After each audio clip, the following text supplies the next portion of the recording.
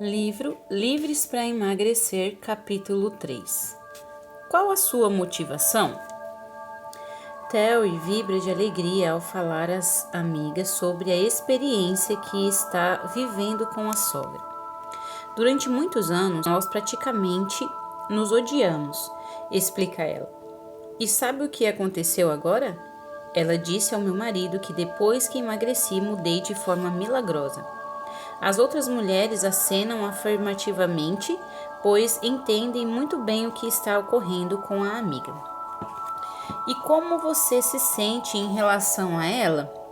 Indaga alguém. Sinto-me bem mais achegada, talvez algum dia até venha a amá-la. Está tão mais simpática comigo? Terry reconhece que o problema que havia entre ela e a sogra era causado em grande parte pela própria Terry. As pessoas que comem excessivamente, em geral, são egoístas e encaram a ideia de abster-se voluntariamente de algo como autopunição e não como uma reação positiva ao amor de Deus. Mas agora Terry emagreceu quase 30 quilos, seguindo o programa do OV, e nesse processo descobriu diversos fatos a seu respeito. Eu nunca tinha notado como era egocêntrica, confessa.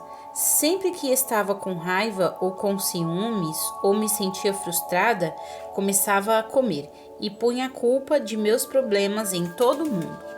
Compreendeu que detestava ver o marido dando atenção à mãe dele e tinha raiva da participação dela na vida do casal. Contudo, nunca o admitira para si mesma. Se a motivação de Terry para emagrecer fosse o egoísmo, ela estaria realimentando uma das mais fortes motivações que antes tivera para comer em excesso. Fora por essa razão que havia fracassado em suas tentativas anteriores. Fizera dezenas de regimes, mas sempre acabava engordando de novo, recuperando os quilos que perdera. Dessa vez, porém, tomara uma decisão firme, após fazer o compromisso de emagrecer, o compromisso de que falamos no capítulo anterior. A decisão que tomou foi a de emagrecer para agradar a Deus. É por isso que também nos esforçamos, quer presente, quer ausentes, para lhe ser agradável. 2 Coríntios 5:9. Motivação é a razão pela qual praticamos um ato ou temos determinada conduta. Nós, os crentes, devemos ter motivações baseadas na palavra de Deus. A Bíblia contém algumas mensagens bem duras com relação aos estímulos que adotamos. Se nossa motivação for, por exemplo, obter vantagens e lucros pessoais, não estaremos agradando a Deus e, portanto, não receberemos suas bênçãos. Vejamos o que Paulo diz em Filipenses 3, 18 e 19. Pois muitos andam entre nós, dos quais repetidas vezes eu vos dizia, e agora vos digo até chorando, que são inimigos da cruz de Cristo.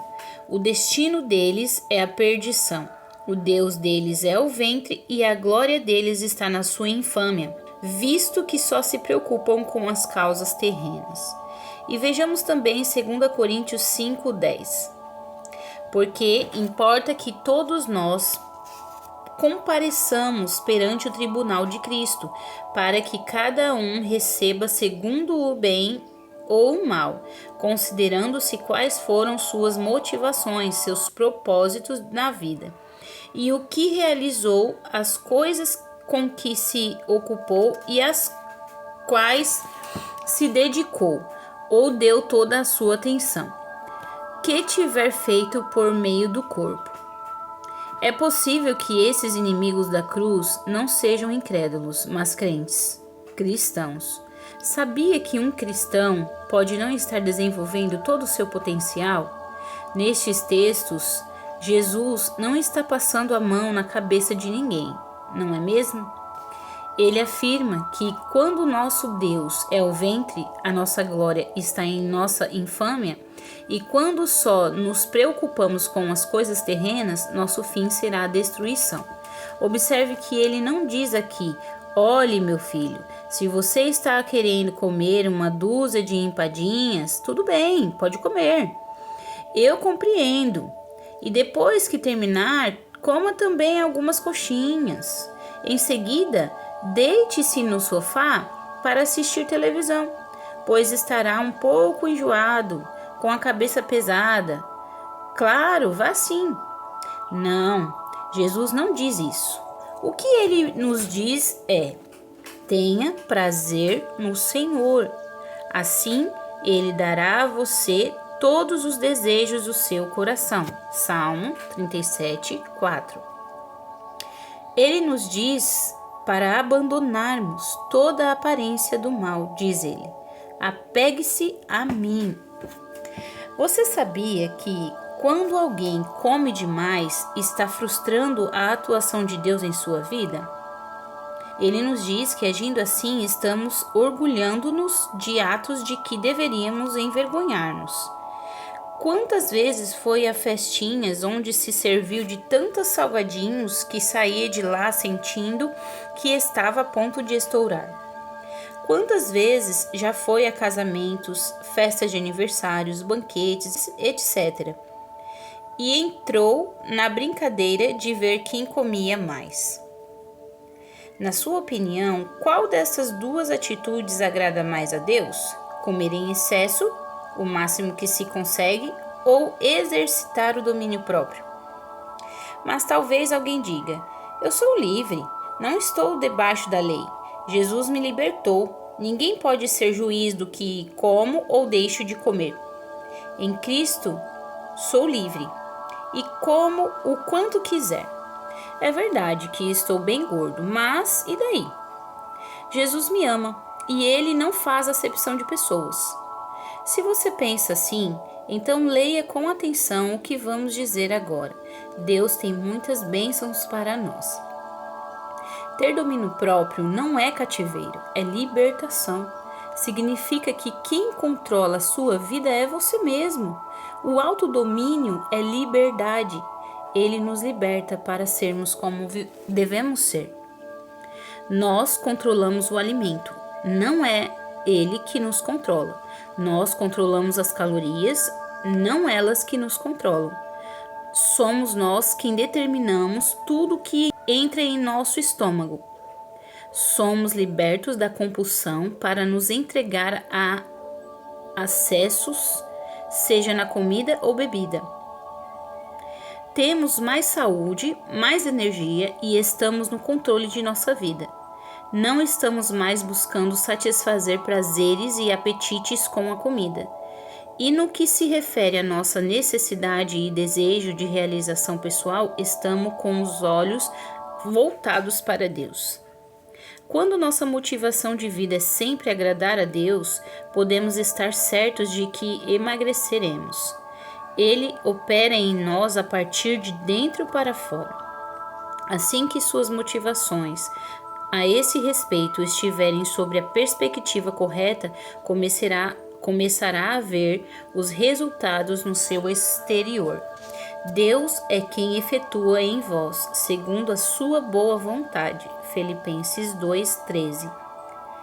Jesus não veio à terra para fazer o que bem quisesse. Ele veio em obediência ao Pai, e foi assim também que viveu aqui.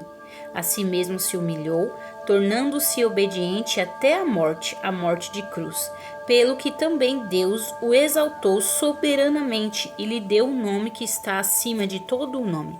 Filipenses 2, 8 e 9. Desse modo, ele se tornou um exemplo para nós, demonstrando como se deve viver pelas motivações certas.